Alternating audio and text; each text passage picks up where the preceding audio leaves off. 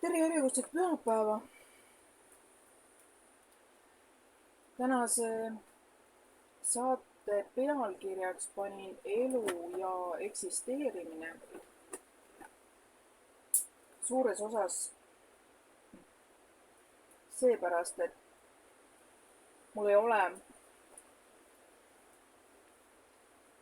eelnevalt sellist temaatilist sisendit olnud. Küll aga on sellised just nimelt elamisega seotud, elamisega siis eksisteerimisega seotud vestlused olnud, ka üks koolitus, esimene tund, milles siis on vaja nagu iseendasse rohkem vaadata, et aru saada teise inimese tunnetest, teise inimese olukorrast siis näiteks. Et kodutööna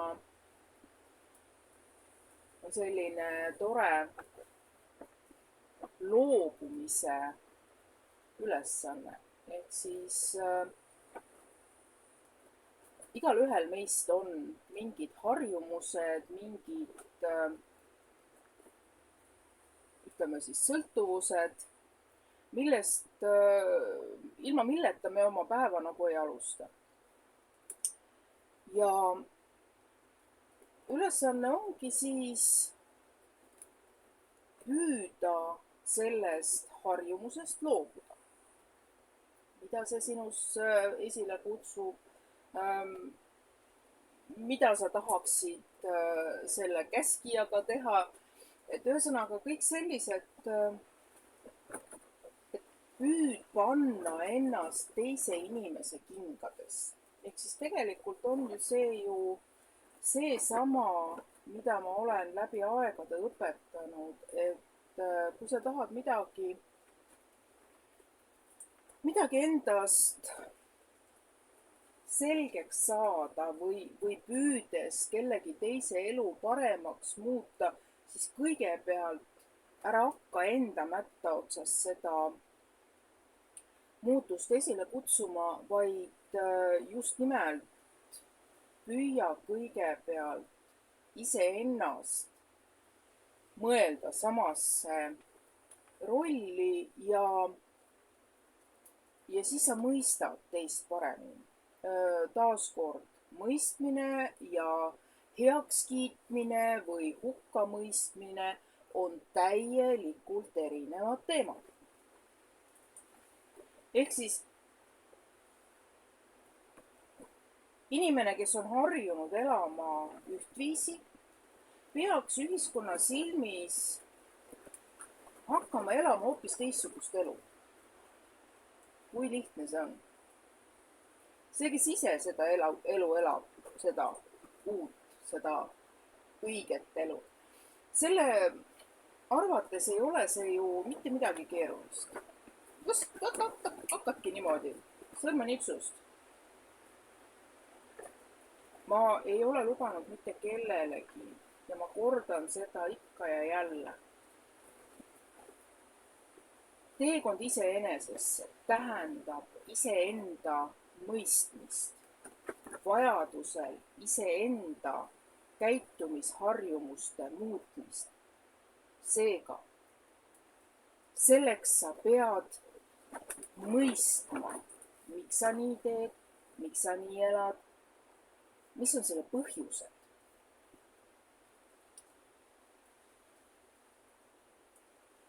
Minu käest on korduvalt küsitud ka sellist naljakat küsimust, naljakat ei saa öelda naljakat, aga sellist küsimust, et nojah, nüüd ma tean seda, aga mis ma sellega peale hakkan?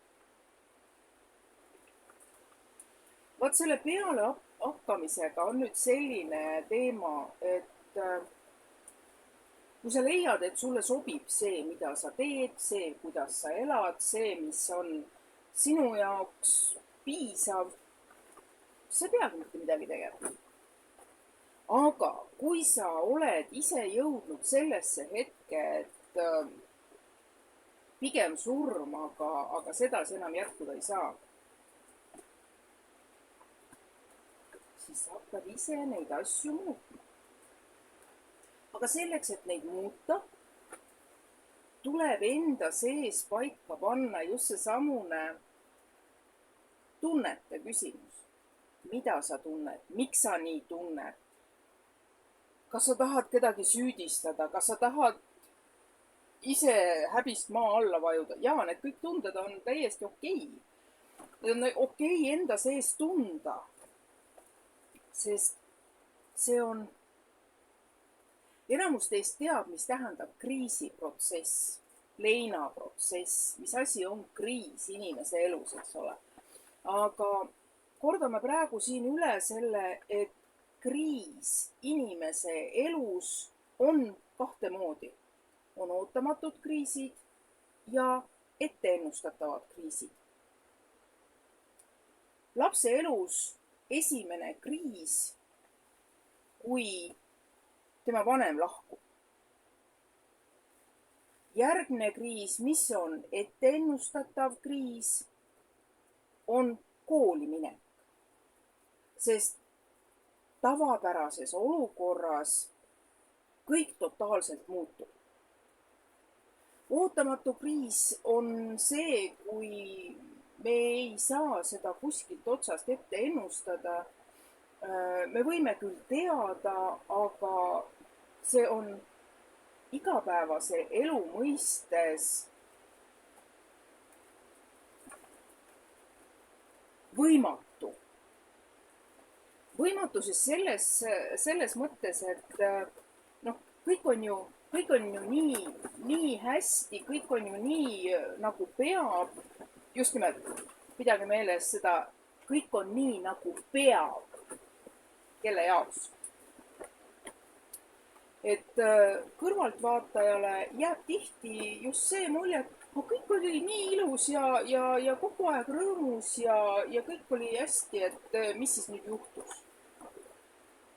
Aga juhtuski see, et inimese enda sisemaailmale, tema hingele enam ei sobinud see muster, mida teda oli pandud, kas kellegi poolt, ühiskonna poolt,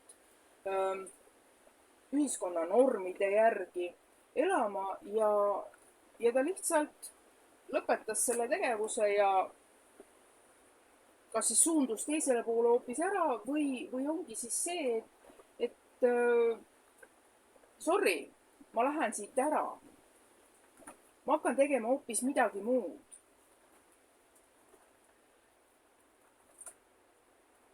Tihtipeale on seda sisemist tunnet väga raske teistele seletada. Just nimelt sellepärast, et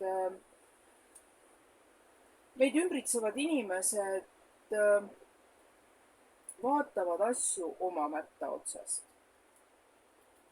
Ka mina olen seda teinud. Aga oma üle poole sajandi elu jooksul siin selles kehastuses olen läbi teinud väga palju erinevaid elufaase ja selleks, et nüüd iseennast mõista, oligi tegelikult alates 33-st, kui mul siis esimene selline vaimne kokkuvarisemine tekkis. Milleks need vajalikud olid?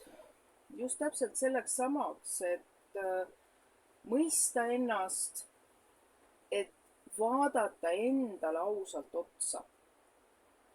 Elamine või eksisteerimine. Sa eksisteerid, kui sul on väliselt klantspilt. Võib-olla kellegi arvates mitte klantspilt, aga sa eksisteerid hommikust, teed silmad lahti ja tiksud terve päeva ära ja õhtul lähed magama, vahest isegi ei lähe magama, oledki terve öö üleval.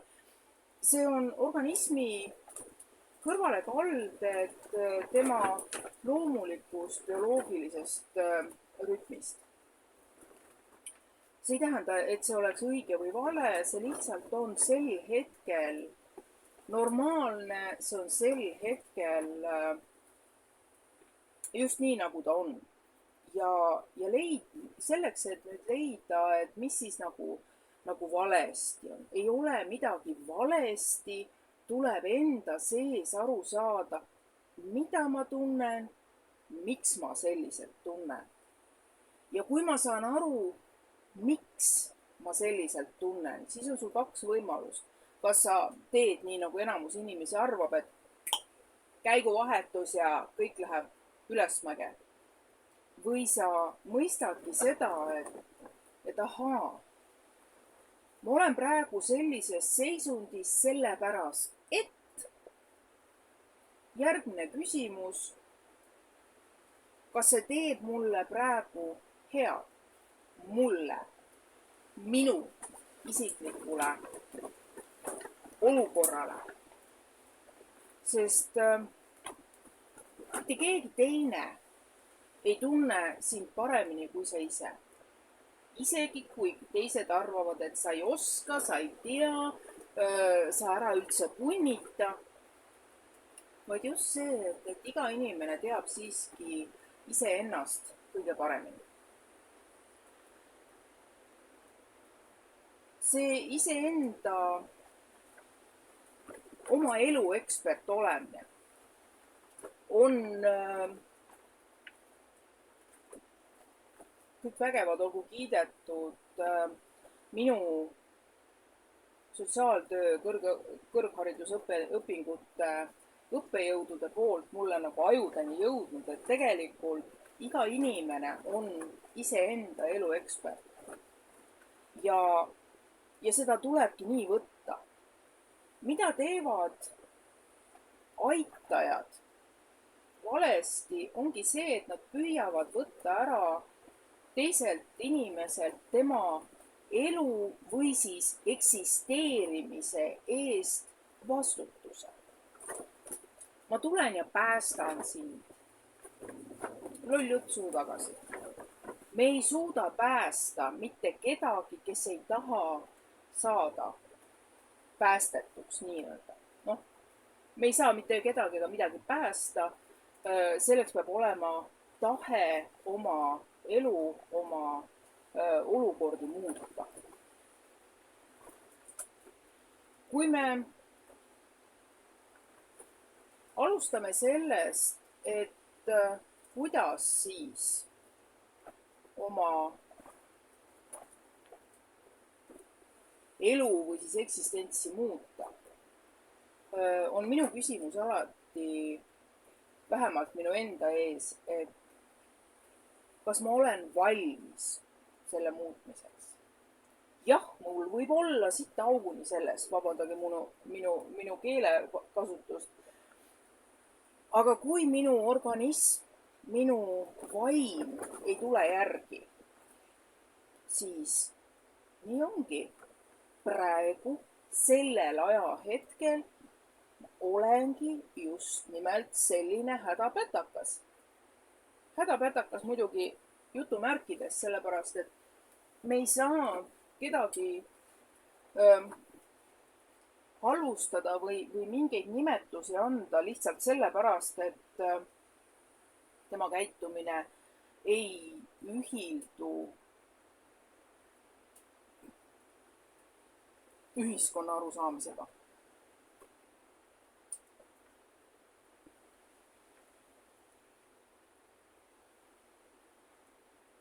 Kui te nüüd küsite, et jah, et aga mis siis asotsiaalid? No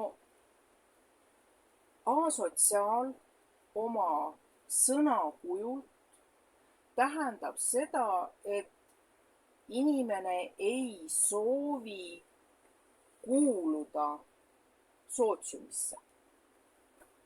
Sootsium tähendab ühiskondlikku mingit kogumit, mingit omade reeglitega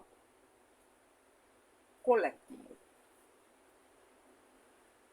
Ja kui inimene sellesse kuuluda ei taha, siis nagu me näeme ka praeguses globalistide teemas, et kui sina ei allu meie käskudele, siis järelikult sina ei kuulu meie hulka. Jumal tänatud, et ei kuulu. Ja see ongi esimene asi mõistmise juures kõige olulisem, et kui sa ühte sootsiumisse ei sobi, ei tähenda, et sa üldse ei sobi kuskile. Sa oled siin sellepärast, et sa oled just õiges elus, õiges ajahetkes. Sa oled siin selleks, et kogeda olukordi ja nendest olukordadest välja tulemist õppida. Kas igaüks, kes on mingist olukorrast välja tulema õppinud, peaks seda õpetama? See on tema enda otsus. Elul on kombeks suunata meie teele inimesi, kellele meil on midagi jagada. Ja see jagamine ongi ju tegelikult, jah, sa võid nimetada seda jutuvestmiseks, sa võid seda nimetada õpetamiseks, mis iganes. Samas, kui õpilane on valmis, siis tekib talle õpetaja. Kui õpetaja on valmis midagi jagama, kui tal on tekkinud midagi jagada, siis tekivad talle õpilased. Aga mis keerab kogu selle haridussüsteemi ja haritussüsteemi pea peale, ongi seesamune keegi arvab ministeeriumist. Vot teie peate nüüd tegema sellise teaduslikult tõestatud programmi järgi ja teistmoodi ei ole võimalik. Siin tekib alati minu küsimus. Kui on tõesti õpetaja, mitte pedagoog, mitte mina tean, teie olete lollid, siis sellele õpetajale tekib oma seltskond, keda ta õpetab. Ja igasugune programm on ju oma olemuselt see, et on mingi teadmiste pagas, mida siis peaks inimestele või õpilastele edasi andma, aga ahvi sa ujuma ei pane, kala sa puu otsa ronima ei pane. Iga inimene on erinev. Ja kui ongi, ma olen korduvalt öelnud, et minu jaoks on selline mentaalne lävend. Ehk siis uksepakk on mul tõstetud nii kõrgeks, et kui inimene on valmis ise oma elu olukorra muutmiseks midagi ette võtma, kui ta on valmis iseenda sisemise maailmaga tööd tegema, siis võta või jäta, ta leiab tee minuni. Kui inimene aga on sellise mentaliteediga, et tehke mind nüüd korda, ütle nüüd, mida ma pean tegema, siis need inimesed ei jõua minuni.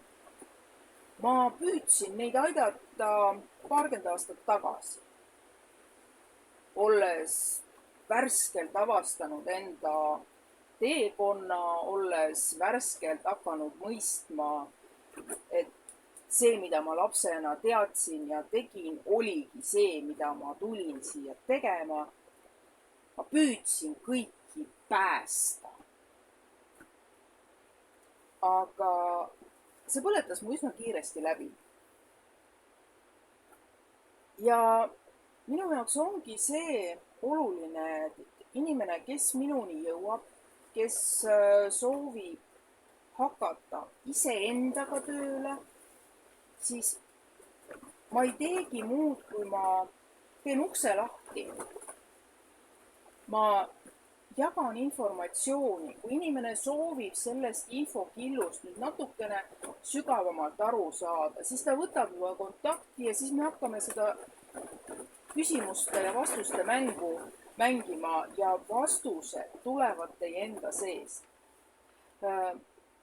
Olles paljudest koolitustest algaastatel läbi käinud ja tihtipeale siis õppejõud ei saanud sellest aru, et miks pärast ma annan kliendile mitu erinevat küsimust korraga.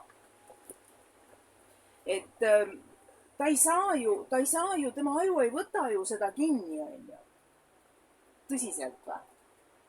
Mul on psüühiliselt alaarenenud inimesi, mul on elu hammasrataste vahele jäänud inimesi ja selles viimases grupis on tegelikult väga terava mõistusega, väga avara maailmavaatega inimesi. Aga nii nagu vaatad, sotsiaal, see ei kõlba kuskile, ta ei saa aru ju. Saab küll. Ja saab palju rohkem aru kui igasugused õpetajad lubavad endal uskuda, et nad aru saavad. Jah, see nõuab natuke teistsugust lähenemist, see nõuab natuke teistsugust sõnakasutust, aga nad saavad väga hästi aru. Ja mida rohkem on neil valikuvõimalusi, seda kindlam on võimalus, et ta leiab iseenda jaoks selle õige esimese sammu, mida ta nüüd praegu tegema hakkab.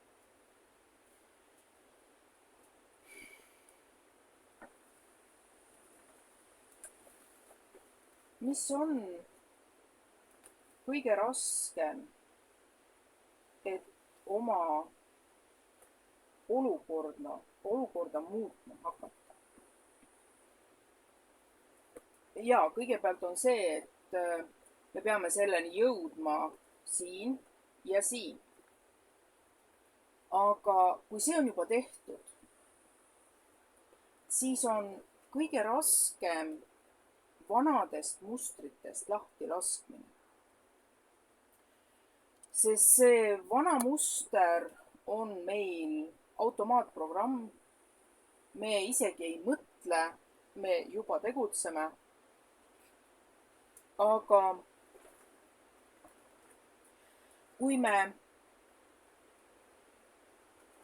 kasutame lihtsat valemit, jutumärkidesse sellepärast, et see on väga lihtne ja loogiline järjekord, aga sellegipoolest, eks ole, see tähendab enda sees asjade jälgimist.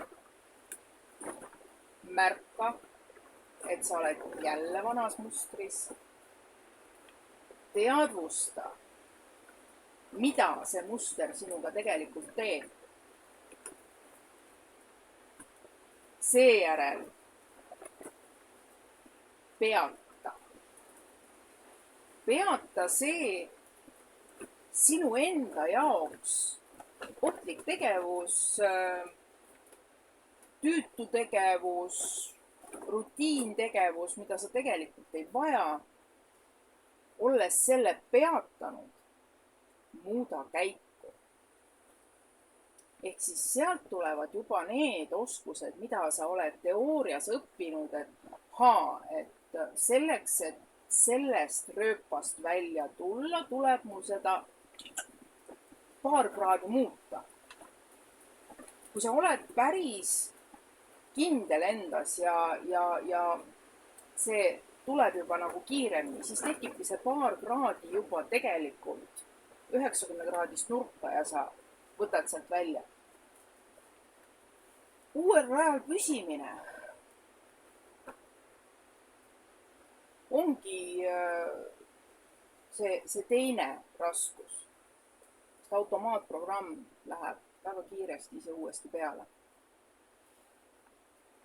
Kui me saame aru sellest, miks me selles automaatprogrammis oleme, seal on palju põhjuseid. Esimene see, õigustused. Minu lapsepõlv oli selline, näed, minuga tehti seda ja seda, ma ei saagi teistsugune olla. Kas sa oled jätkuvalt see laps, kellega see juhtus? Teine asi. Minuga juhtus ka selline asi ja näed, ma olen täitsa okei. Kas sa oled ikka okei, kui sa oled jõudnud praegu sellesse hetke, kus sa ei taha enam selles mustris elada, eksisteerida? No ja siis tuleb muidugi see, et jah, et mul ei ole raha, ma ei saa seda kõike endale lubada. Raha teema on veebis väga laialdaselt levinud ja tegelikult soovitan otsida üles raamatu Probleem ei ole rahas, probleem on sinus, mis siis tegelikult räägib just nimelt sellest, et sinu enda suhtumine rahasse muudab sinu sissetulekute kogust. Ehk siis, kui kujutame ette, et meie raha on inimene, meie elus iga päev kohal olev inimene. Milline ta välja näeb? Milline iseloom tal on? Kuidas meie suhtume temasse? Ja nüüd kuulake iseenda sõnu, mida te räägite raha kohta.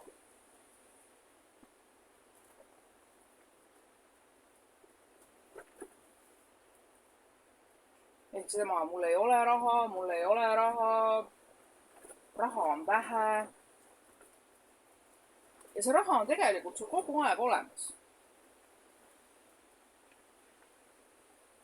Aga see raha on inimene ja kui sa räägid inimesest selliselt, siis see inimene võtab kätte ja kõnnibki minema. Siis kuradi pärast ma pean olema sellise inimese juures, kes mind kogu aeg alahindab, kes mind kogu aeg minu peale valetab, nagu loomulikult ta siis sul ei ole. Ehk siis see on jälle üks see mustri muutmine omaenda elus, et elada ja mitte ainult eksisteerida.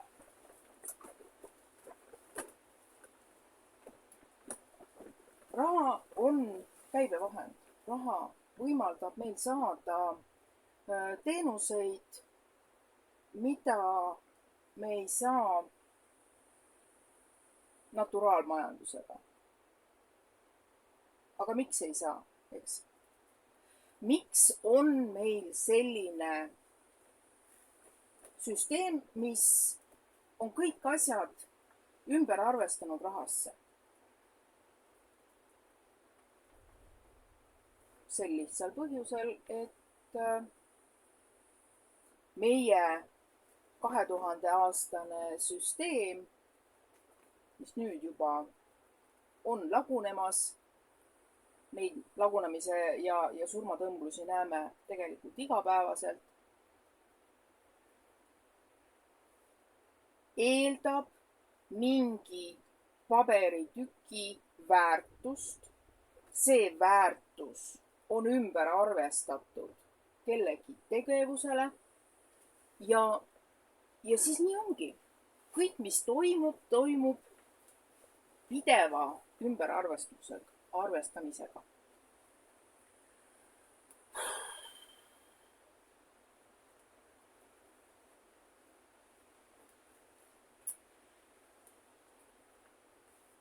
Kuidas seda muuta?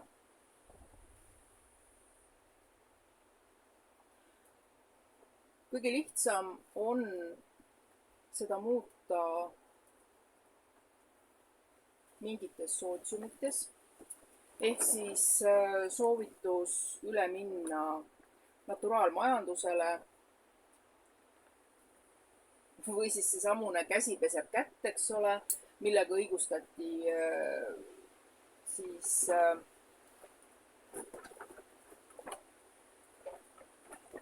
ei tule see nimetus meelde, altkäemaksu. See kõik, üks moment, ma natuke läheb siin liiga kuumaks, et ukse lahti tegema.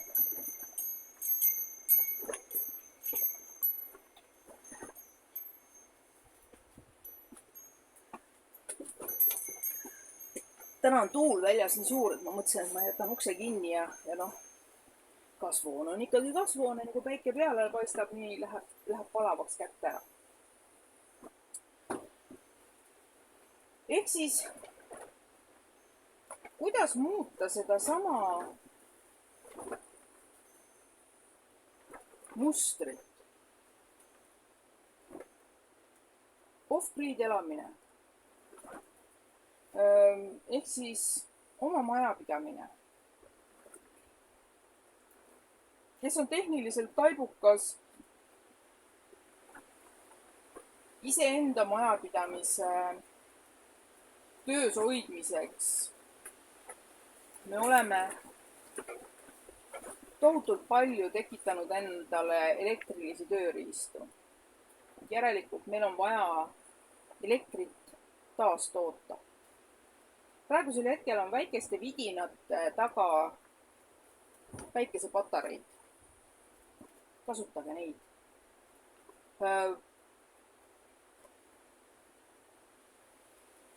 Ehitage välja just teie majapidamist toitvad päikesepargid või päikesepaneelid, mis iganes, eks.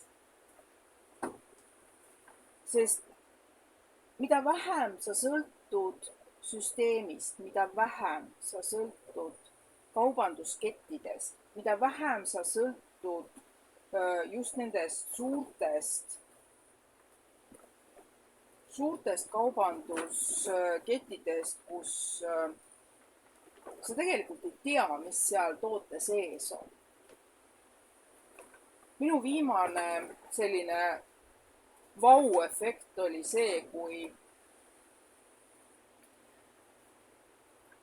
avalikuks sai leping Microsofti ja Coca-Cola vahel.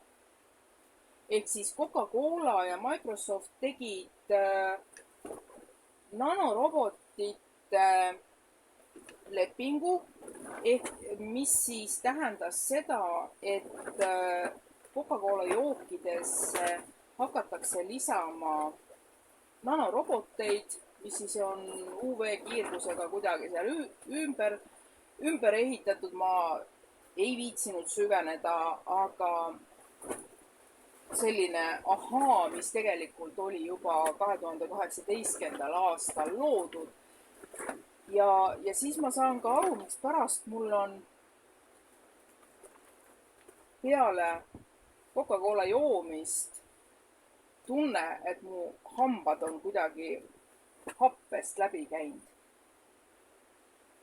Samas, kui mu organism vajab seda suhkrudoosi, mis seal sees on, see on tohutult suhkrulaks, siis mu hambad ei lähe selliseks. Kas see nüüd on olenevalt partiidest, mida seal tehakse, või ongi täpselt minu enda organism, mis nullib ära need nanoosakesed ja võtab ainult selle, mis on organismile vajalik, kes seda teab. Siin on ka see, et tõeliselt elada tuleb osata kuulata oma keha. Mitte sellepärast, et vaat näed, kõik teevad seda, mina teen ka, siis ma olen popp ja noortepärane. Pigem siiski see mõte, et kes tahab süüa ainult taimi, kes tahab süüa ainult liha. Me teame väga palju erinevaid nii-öelda dieete, tegelikult need on toiduratsioonid, mis on välja arvestatud, kes siis oma keha kogemuse baasil, kes siis mingite teaduslike uuringute baasil. Aga seesama asi tähendab seda, et inimene, kes seda kasutama hakkab, teeb seda teadlikult, mitte sellepärast, et näe, mingisugune popp elutreener soovitas. Ei, sa pead seda iseenda sisemiselt minalt küsima, kas sinu biokeemiline masin seda lähenemist soovib, kas ta seda vajab. Sest me võime rääkida vananemisest mida iganes. Me võime väita endale, et me suudame elada nagu vanad põlvkonnad seal 200-300 aastased, eks ole, esimesed piiblis kirjutatud sugulasad. Mis aga tähendab seda, et tegelikult need inimesed elasid teises süsteemis. Nende elus ei olnud raha väärtus. Väärtus oli 3 õuna võrdlus ühe kapsapeaga näiteks, eks. Et kui me selle järgi hakkame vaatama, siis miks mitte? Praegu on inimeste jumalaks raha. Ja mida rohkem on neid ametnikke, kes siis ainult piltlikult öeldes hoiavad 10 küünega oma toolist kinni ja teevad mingisuguseid dokumente, mingisuguseid projekte. Vene keeles on hea sõna pakasuha. Näiliselt. Ma olen oluline, pange mind tähele. Et mida rohkem inimesed hakkavad aru saama sellest, et kui midagi teha, siis teha seda tõeliselt, mitte näiliselt. Meil on piisavalt seda näilisust ümber. Meil on piisavalt seda virvendavat ekraani, mille kohta ma pean ise tunnistama, et minu jaoks hetkel üks sõltuvuse katsetus ongi see, et ma armastan neid kristalle mängus niimoodi lahti kukutada, eks. Ja selle teha endale see käsk, et vot, ma ei tee täna seda, on suhteliselt keeruline. Ja keeruline sellepärast, et mul ei ole selle asemel, ma ei saa öelda, et midagi ei oleks teha, vaid minu vaim ei tule kaasa. Mul ei ole seda energiat midagi muud teha. Mis ei tähenda, et ma oleksin kogu aeg selline, aga see ongi see, et kui sa tunned ära, see ei ole praegu mulle. Ma võin seda tegema hakata mitte viha, aga sellise jonniga, siis fakt on see, et ma pean selle uuesti üle tegema mingi hetk. Et kui olla iseendas kohal, tõeliselt olla iseendas kohal ja aktsepteerida oma keha ja vaimu koostööd, siis meil on võimalik käivitada uuesti oma kehas see keemiakombinaat, mis taastab rakutegevuse, mis taastab eluenergia ja selleks ei ole vaja neid piluljasi. Kuna aga meie keha on elu jooksul siiski nii palju juba kahjustatud, siis kahjuks ei tule see esimese katsetusega välja.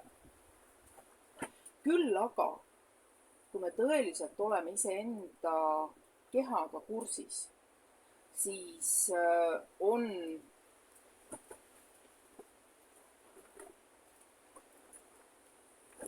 esimesed märgid näha. Isegi kui see ei ole pikaajaline, mida me oleme saavutanud teha, siis okei, mingi aeg laseme vanas mustris ja me tuleme selle juurde tagasi, sest kuidas käib areng? Me oleme arengust rääkinud ju ka mitmel korral, et areng on see, kui ma tunnen, et mul selles ruumis enam ei ole piisav. Ma hakkan seda muutma, hakkan seda automaatsüsteemi enda jaoks muutma, hakkan ennast välja murdma sellest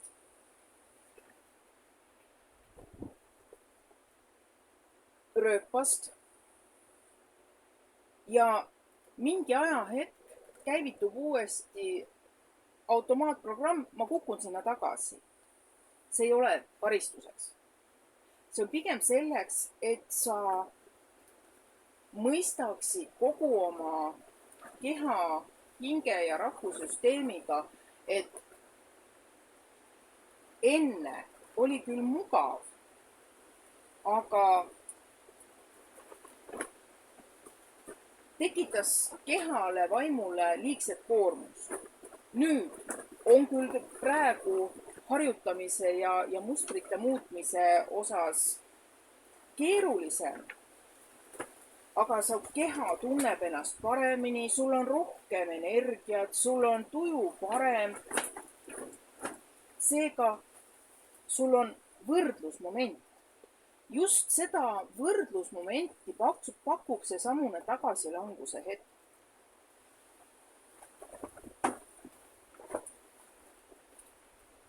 Mu hoolealused teevad seda tagasilangust tihtipeale. Ja nad teevad seda tagasilangust valdavalt siiski nii-öelda kaifi saavutamiseks. Samas, kui ta sellest jälle välja tuleb, siis räägib küll, et no see nüüd oli viimane kord, et nagu see on täielik totaalne põrgu. Aga mingil ajahetkel tekib jälle tagasilangus ja tekib see tagasilangus sellega, kui hoopis teistes teemades tekib tagasilöök. Siis, kui elu läheb edasi lihtsalt ja kergelt, siis ei ole vaja neid aineid, ei ole vaja alkoholi, ei ole vaja narkootikume, kohvi, mis iganes. Ja see tekitabki selle, et kõik on nii hästi. Nii nagu tuleb kuskilt mingi litakas sisse. Uus kriis. Kaotad töö. Keegi sureb. Abikaasa paneb kõrvalt. See on sinu sisemise maailma jaoks šokk. Mida teeb inimene, kes on suutnud endale pakkuda väljalülitamist? Ajus käivitub see osa, ahaa, mulle ei sobi praegune olukord, ma ei suuda edasi eksisteerida. Ma lähen vanasse rööpasse. Alkohol, narko, mis iganes.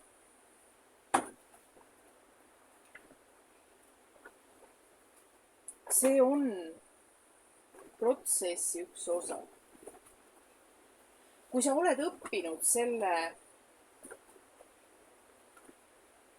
tulemuse, selle, ütleme nii, sõltuvuse tulemuse asendama mingi muu vähem kahjustava tegevusega, siis on lihtsam mitte tagasi langeda, vaid sa keskendudki hoopis teistele asjadele. Muuseas, töö ei ole ka väga hea lahendus, aga meie ühiskonnas lihtsalt rohkem aktsepteeritud.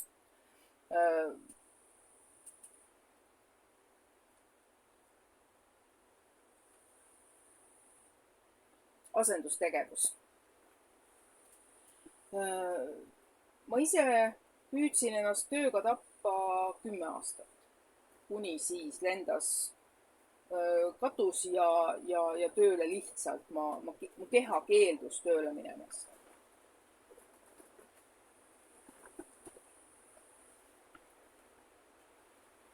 Ja sellega võib ka tegelikult ennast tõeliselt ka ära tappa, sest sa ühel hetkel oled füüsiliselt nii väsinud, et sa enam ei näe absoluutselt mitte mingisugust mõtet elamiseks. Sul on kokku varisenud 2 olulist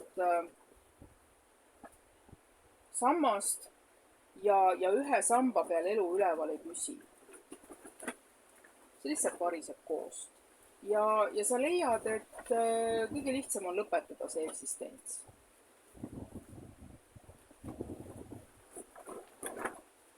Kui sul on veel ülesandeid, just nimelt selle sama biokeemilise masina, selle sama reaalsusega, siis isegi kui sa püüad oma keha välja lülitada, siis see ei õnnestu.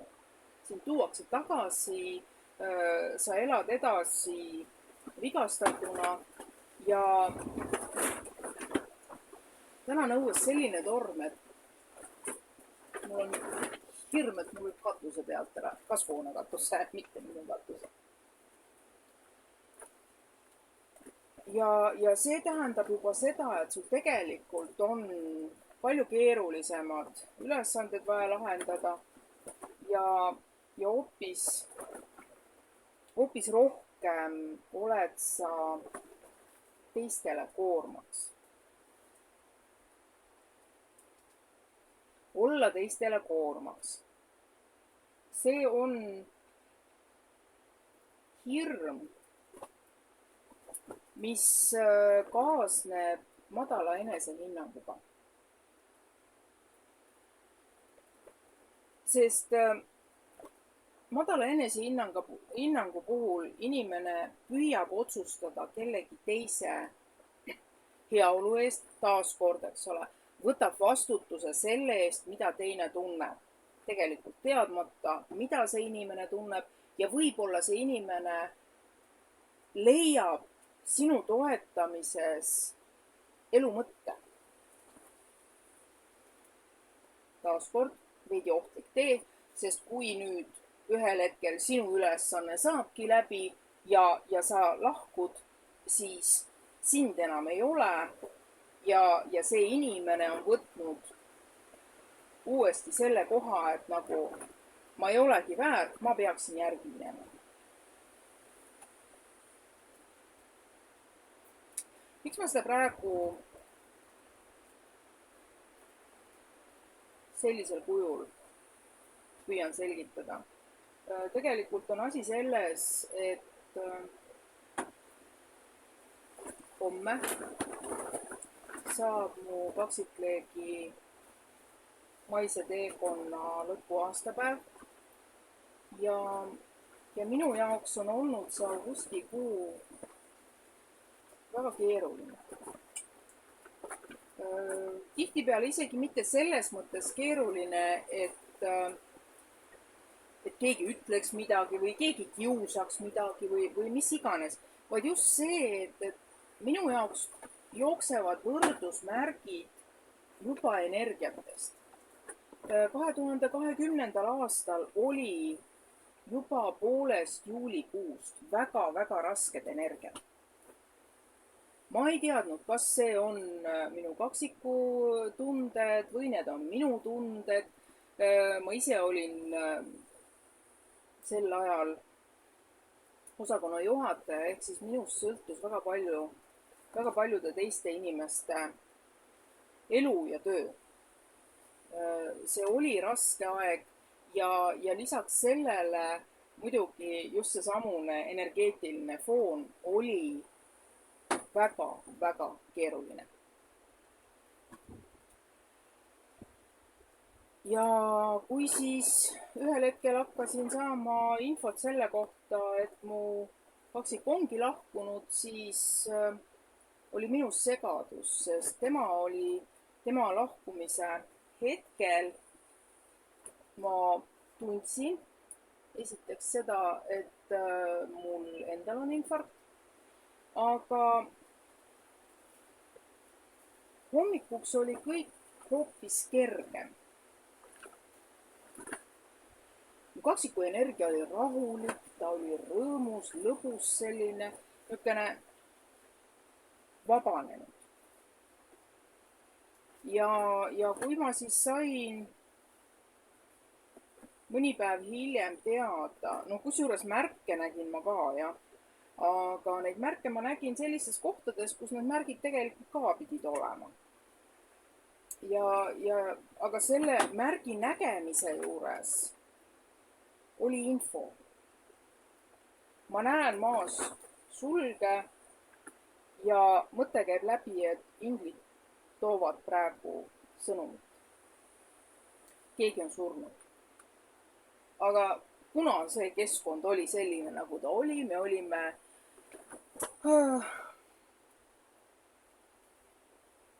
mingi kindluse ülemistes korrustes, et see oli täiesti loogiline, et seal on tuvisuledeks. Ja kui siis öeldi, et jah, et näed, teda ei olegi enam, siis minu jaoks tekkis kõigepealt kriisi esimene osa eitamine. Ei, mis asja te ajate, see ei ole, mis lolliks olete läinud, ta on ju iga hommiku ta ajab mu üles, ta on mu kõrval pidevalt, täpselt nii nagu elus, eks. Ja kui siis lõpuks see mulle nagu kohale jõudis, siis tekkis ka minul just see koht, et ma lähen järgi. Ma püüdsin olla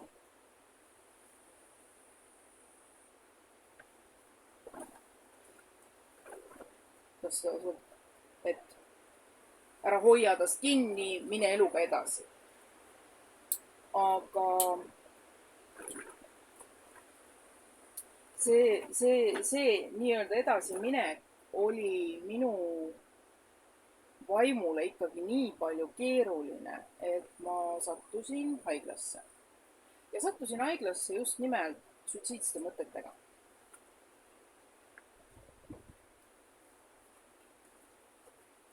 Palju seda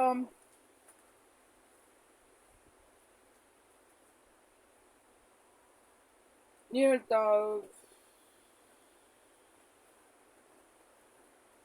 kuidas seda nüüd selgitada? Ajuga saad aru, sa ei tee endale tegelikult midagi. Ma ei hakka tegema autoavariid selleks, et ise ära minna, sest ma võin kahjustada kedagi teist.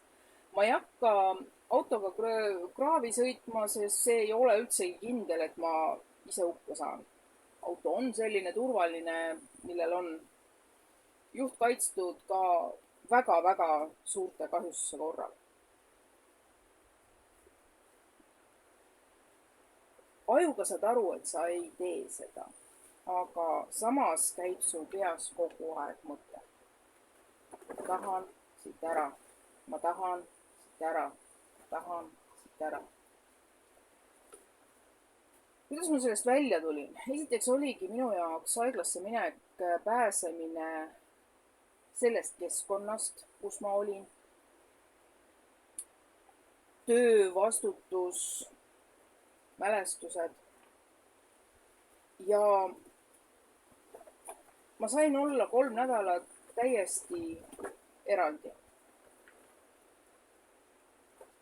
Teine osa, mis mind nagu toetas, oligi mu enda kaksik, kes tegelikult oli minuga kogu selle teekonna kaasas, kes on tegelikult ka praegu veel mu kõrval pidevalt.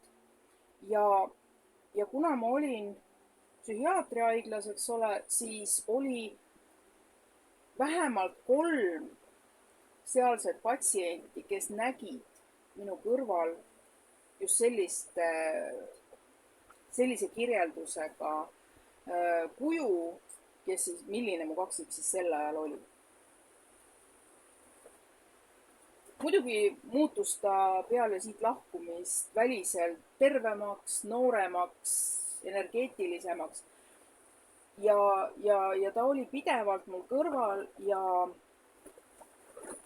just see, et sa ei tohi mulle järgi tulla, sa pead olema siin, sul on veel suur missioon täita. Ühesõnaga, ta pidevalt sisestas mulle seda, et ma pean siin olema. Ma pean olema siin ja tegema seda, milleks ma siia tulin. Kui ma siis hakkasin otsima, et miks ta nagu üldse sihukest asja tegi, siis ma sain sellise jahmatava vastuse, et alguses muidugi, et ära hakka otsima süüdlasi, kõik on just nii, nagu olema peab. See meenus mulle muidugi alles paar aastat tagasi, kui 10-aastane poiss ütleb, et ma tegelikult tapan ennast ära, minul vaja siis, aga siis ma hakkan sind vihkama. Ja see hetk, see mälestuse kild loksus omasse paika, kui mul tuli meelde, kui ta siis juba minu otsene ülemus olnud ja meil oli jälle mingisugune kohvitamine ja siis ta küsis mu käest väga-väga kummalise küsimuse. Telle, et kui ma ennast ära tapan, et kas sa hakkad mind vihkama? Mul oli nagu mitte mingist asendist. Ja mitte mingist asendist sellepärast, et ma olen olnud ise selle serva peal. Ma tean, mis tunne on, kui sa oled näoga seinas. Aga ta ei seletanud ka rohkem midagi. Lihtsalt oli näha, et temalt langes kivi südamelt ja saab rahulikult toimetada edasi. Ja siis see sõnum, mis tuli hiljem, ma tegin seda selleks, et sina jääksid elama.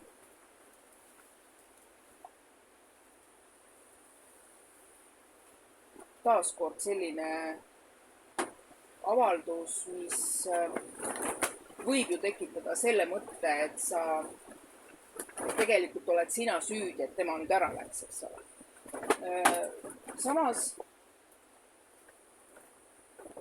olin ma selleks ajaks juba nii palju taastunud, et ja mul hakkas vaikselt juba tagasi tulema just see õpetuse, see oma kogemuste jagamine ja teekond iseendasse ja ma hakkasin uuesti kirjutama. Kusjuures ma kirjutasin kaksikleegi teekonnast, eks ole, ja siis jäi see vahepeal nagu seisu ja siis hakkasid uuesti tulema. No ja lõpuks siis olen ma siis nüüd videoblogi omanik või seda, et lihtsalt Telegrami keskkonnas teekond iseendasse jäi väikseks, kas siis Telegrami enda mahu pärast või mis, aga salvestised muutusid sellised mitte kvaliteetseteks, just nimelt see tehniline pool. Ja see siis andiski tõuke selleks, et ma panen neid üles YouTube'i ja miks ma seda teen? Täpselt samamoodi nagu oma kirjutatud blogi, kui vähemalt üks inimene saab minu kogemustest abi, tuge, saab oma teekonnal mingisuguseid infokilde, siis olen ma oma tööd teinud juba kasudega. Loomulikult meeldib ka mulle raha saada.